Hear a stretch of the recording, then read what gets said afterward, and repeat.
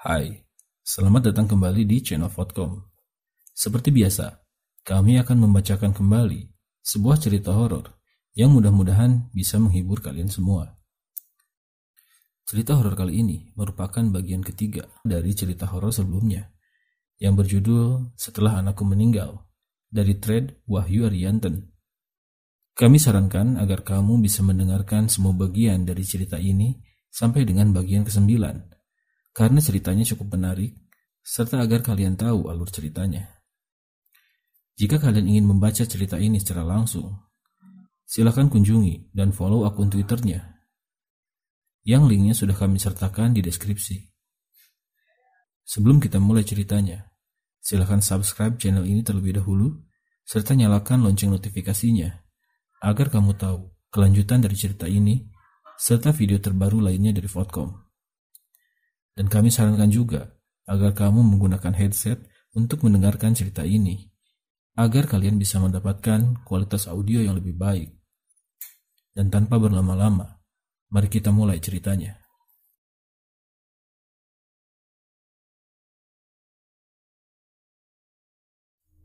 Setelah kejadian semalam, Bunga Tina berziarah ke makam anaknya. Ia mengirimkan doa, menceritakan kejadian semalam yang ada di rumahnya. "Nah, apa itu kamu? Yang tenang ya nak," ucap Bunga Tina sambil mengusap patok kayu yang berdiri di makam Guntoro. Di situ Bunga Tina mendoakan anaknya agar ia tenang dan ia diampuni segala dosa-dosanya. Bunga Tina masih dihantui rasa penasaran mengenai pocong yang menyerupai anaknya itu. Apakah itu jasad anaknya yang masih belum rela meninggal dunia? Dosa apa yang membuat almarhum anaknya menjadi demikian?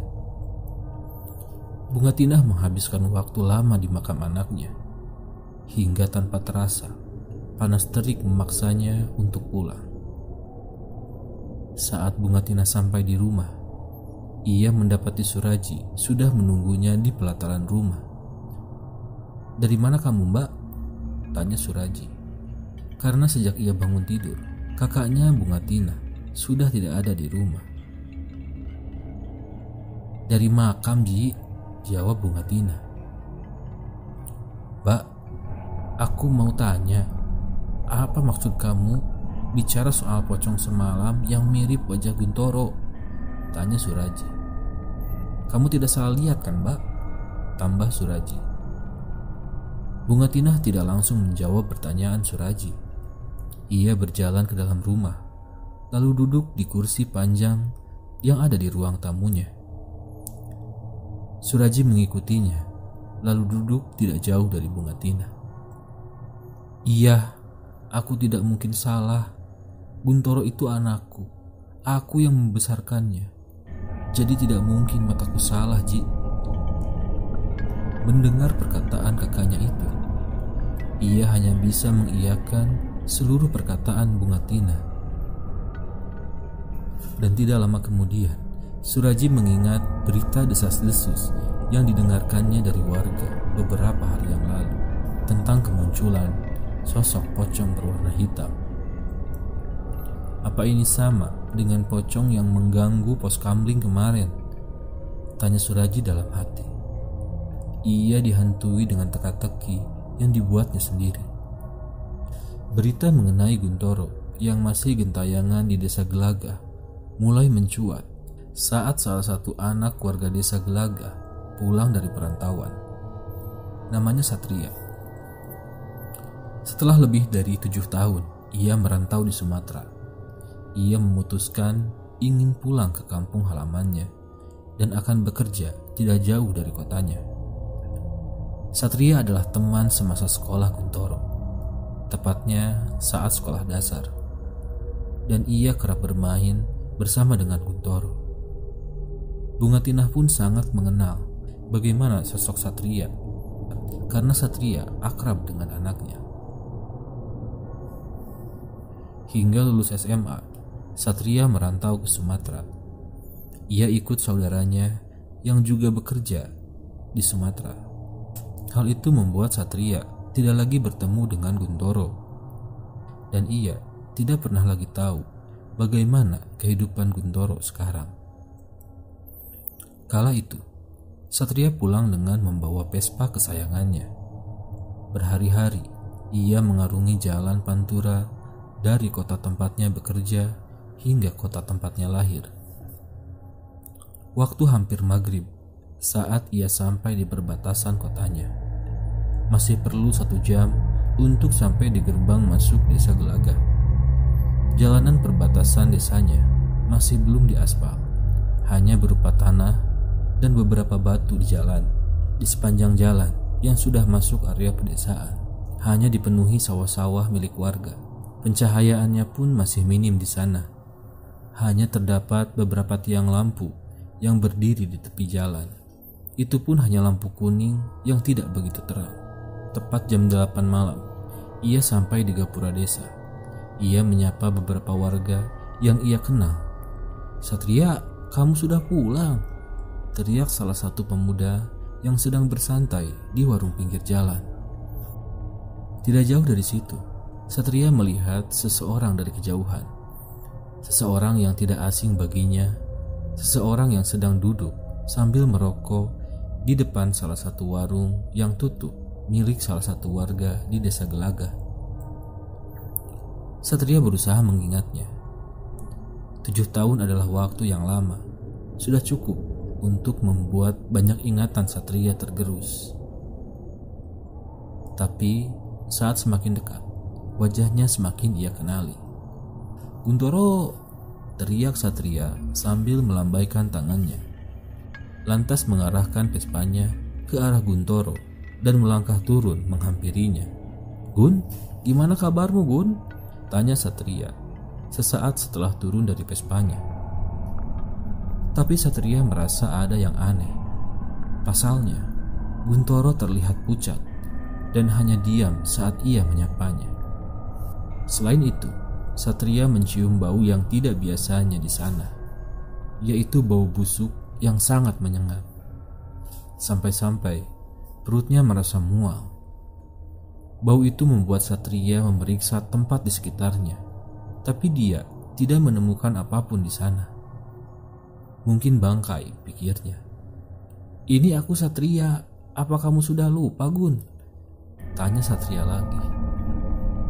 Kini Guntoro mengadakkan kepalanya ke arah Satria.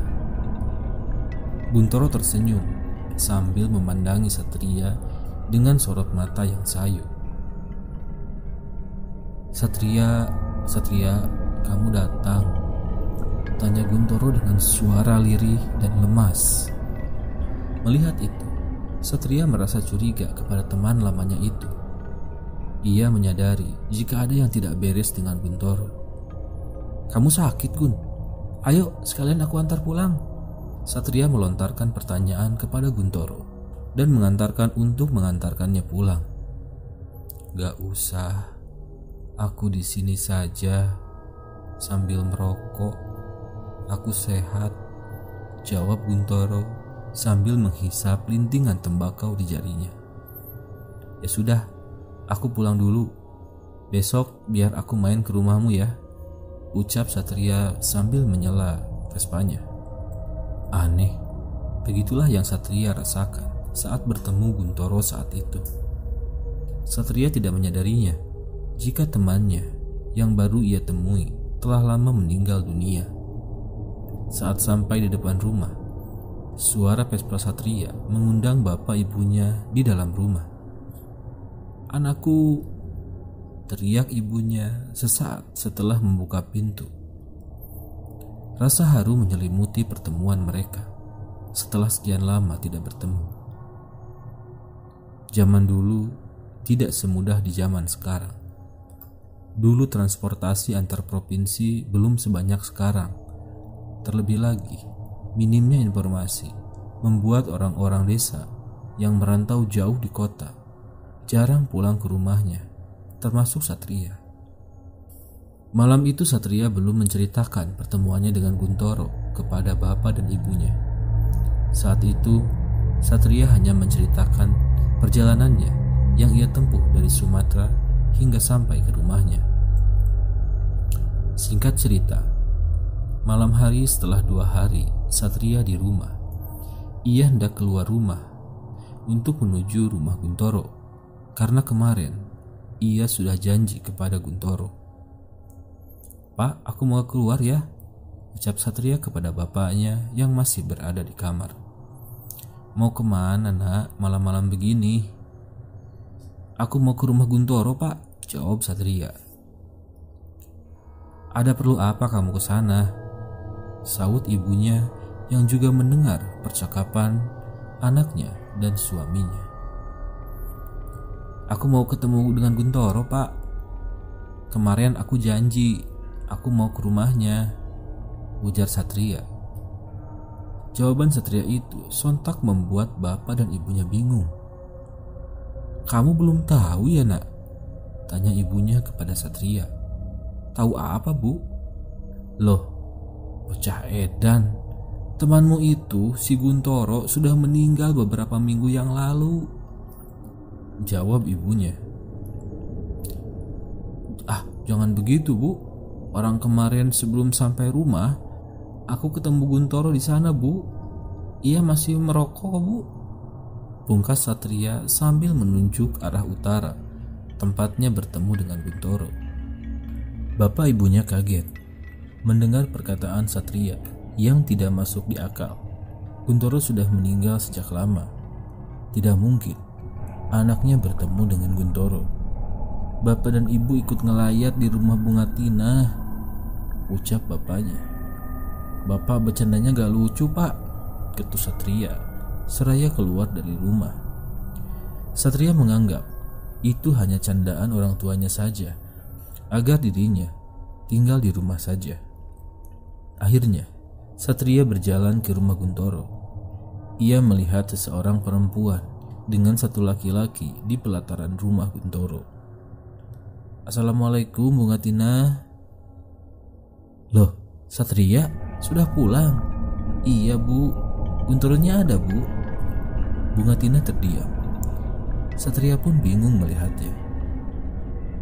"Maksudmu apa? Kau nanya begitu?" ucap laki-laki di dekat Bunga Tina yang tidak lain adalah Suraji. "Loh, emangnya kenapa pak? Saya kemarin janjian dengan Guntoro mau main ke rumahnya." "Tambah gila anak ini," cetus Suraji. Bunga Tina yang dari tadi diam sekarang menangis. Hal ini membuat Satria bingung melihat mereka berdua. "Loh, ada apa tuh pak, bu?" tanya Satria dengan wajah bingung. "Guntoro sudah meninggal. Guntoro sudah meninggal. Guntoro sudah meninggal." Bunga Tina 3 kali mengulang ucapannya sambil menangis melihat Satria. Tangis Bunga Tina yang pecah itu membuat Satria tidak enak hati. Satria tidak tahu jika Guntoro, teman lamanya itu, sudah meninggal dunia. "Maaf, saya tidak tahu bu," ucap Satria. "Tidak apa-apa, wajar jika kamu tidak tahu," jawab Bunga Tina. Lama kiranya Satria menunggu suasana kembali membaik sebelum akhirnya ia dipersilakan masuk ke dalam rumah. Di dalam rumah, Satria pun dijelaskan bagaimana Guntoro bisa meninggal. Belum selesai Bunga Tina menjelaskan, gemuruh angin tiba-tiba datang hingga menerbangkan perabot di depan rumah. Dedaunan kering pun tersapu angin hingga masuk ke dalam rumah. Tidak lama dari situ, tiba-tiba hujan turun sangat deras. Hujan deras disertai angin membuat keadaan di luar semakin parah. Pohonan di luar rumah Bunga Tina seakan menari, memaksa batang yang tertancap di dalam tanah untuk bisa keluar akibat angin yang sangat kencang. "Aku tutup pintunya ya mbak," ucap Suraji seraya menutup pintu rumahnya. Secangkir kopi panas tersaji di depan Satria. Lintingan tembakau pun tak luput dari genggamannya. "Bu, nggak apa-apa kalau aku ngerokok bu." "Silakan saja nak. Suraji juga biasa ngerokok di sini kok," ucap Bunga Tina. Cukup lama mereka mengobrol, ditemani suara gemercik hujan, cuaca yang dingin, dan semerbak aroma tanah yang sedap. Semua itu bisa menghipnotis siapapun, merayu untuk termenung dan melupakan sejenak permasalahan hidup. Tenang sekali rasanya malam itu. Namun, di antara ketenangan itu, tiba-tiba suara ketukan pintu terdengar dari luar.